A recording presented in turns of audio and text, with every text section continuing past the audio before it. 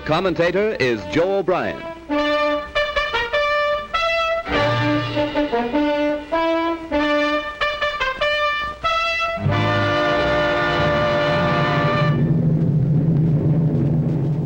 Here is the motion picture record released by the United States Navy of the havoc wrought by the Japs' sneak sky and sea raid on Pearl Harbor, America's mid-Pacific naval bastion.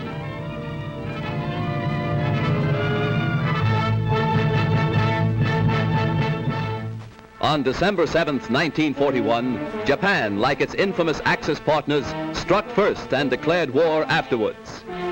Costly to our Navy was the loss of war vessels, airplanes, and equipment, but more costly to Japan was the effectiveness of its foul attack in immediately unifying America in its determination to fight and win the war thrust upon it, and to win the peace that will follow. The Japs copied their German masters in striking hard at airfields. Hickam Field, northwest of Honolulu, and the Fort Island Naval Plane Base were the first objectives of Japan's treachery. Scores of planes were bruised and battered by the Japs' aerial bombs. Many of these were demolished beyond repair. Direct hits were scored on hangars, and these were badly shattered. Equipment and airplane supplies were reduced to smoldering ruins. Here at the Naval Air Station is grim and positive evidence of Jap treachery. Here foul blows were struck, while Jap diplomats were talking peace in Washington.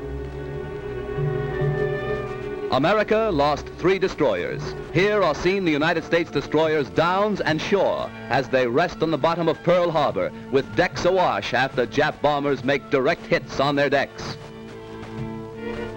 First to feel the sting of Japanese steel are the USS Oklahoma and Utah, the latter a 33-year-old target ship. Accurate hits by the enemy bombers make short work of these 2 naval bulwarks. Now, with their keels practically out of water, they lie helpless wrecks and a sad reminder of cowardly strategy. To make possible the surprise attack within Pearl Harbor, the Japs built 2-man submarines to enable them to fire sneak blows within waters that are narrow and tortuous. Several of these surprise weapons were blown from the water by direct hits of our naval gunners. Others were beached and captured. While sky and sea fire was still raging, salvage crews inspected our naval craft to estimate what may be saved. Before the din of bursting bombs had been silenced, preparations were underway to salvage these 2 warships. At low tide, the huge propeller of the Oklahoma, stilled by the enemy, was high above water. It is believed that the small 2-man Jap submarines carrying dual torpedo tubes were responsible for these 2 losses to our Pacific Fleet.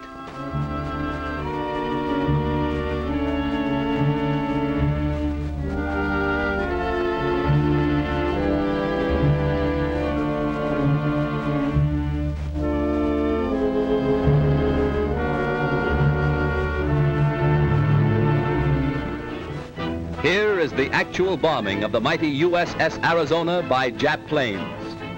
These pictures were made by a fearless cameraman who thought nothing of his personal safety to make possible this record for all posterity. A single lucky hit was responsible for the disaster that befell the Arizona when a Jap bomb falling directly through one of the battleship's funnels exploded in the engine room and set ablaze tons of fuel oil. Dense black smoke billowed to the sky as the massive control tower began to keel over. The Arizona's courageous crew stuck to its guns until the very end. Here was displayed heroism that will live forever in the glorious annals and traditions of the American Navy.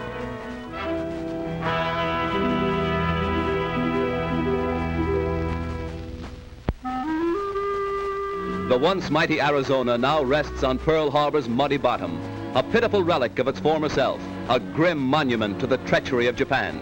The once mighty dreadnought's armor plate is twisted and torn, but the great battleship's control tower still stands, a defiant beacon that in days to come will cast its shadow upon Nippon's very shores. At Pearl Harbor, at Hickam Field, in the bomb-pocked streets of Honolulu, ever is written history. History with a tragic, treacherous pen.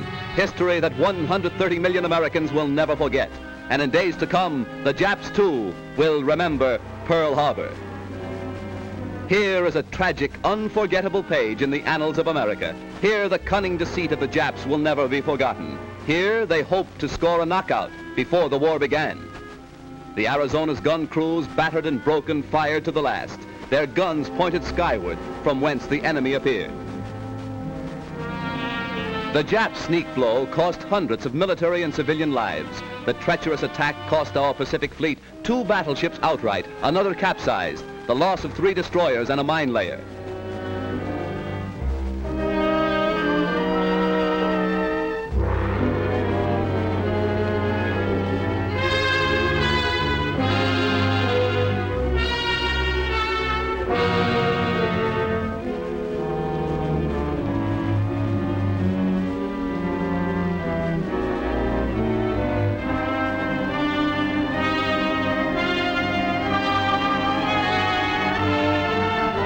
While bombs were still bursting and flames still pouring from our shattered naval craft, a light United States cruiser valiantly moves out to join the fleet and avenge Pearl Harbor.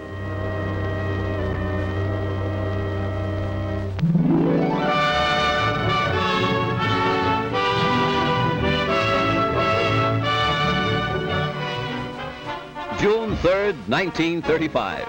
The Normandie, $60 million luxury liner, comes to America on its maiden crossing of the Atlantic, an event that occasioned a marine demonstration that will live in history. Whistles blew and sirens shrieked a mighty welcome to the new Queen of the Seas. The famed skyline of America's greatest city formed a fitting background for America's greeting to one of the most stately ships that ever crossed the Atlantic. 6 years later, shortly after the United States entered the war, the Normandie was seized and placed under naval guard. Hundreds of civilian workers were put aboard the Normandie, renamed the USS Lafayette, to strip the vessel of its costly furnishings and to prepare it for war duty as a United States transport. February 9th, 1942, the Normandie afire. A fatal tragedy to the big luxury liner and to America. As the flames rapidly spread to devastating fury, workers madly scrambled to safety, while fireboats and fire engines poured tons of water into the stricken vessel. All fire doors, vertical and horizontal, were closed to protect the ship's vitals from the flames, but this was all in vain. Dense clouds of thick, acrid smoke billowed far out over Manhattan, casting a mucky pall over Midtown and downtown New York.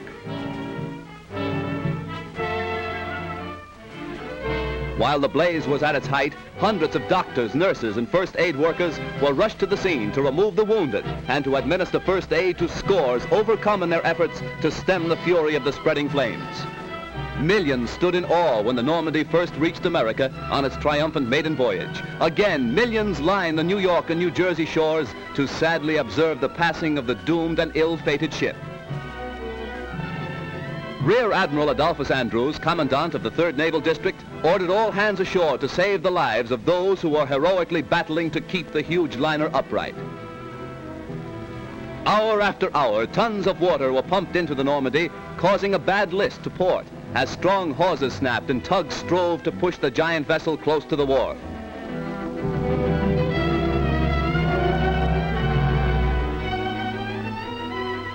Then, during the night, the Normandie met its final doom, when, with a resounding crunch of ice and a belch of smoke, the 83,000-ton vessel dipped her flame-scarred superstructure into the surface of the Hudson River.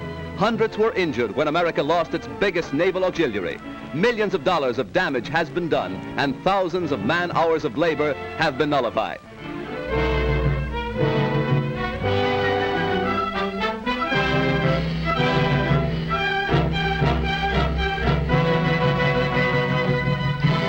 Accident or sabotage, the world may never know. But the fate of the luxury liner Normandie, rechristened the USS Lafayette, is one of the major catastrophes of our day.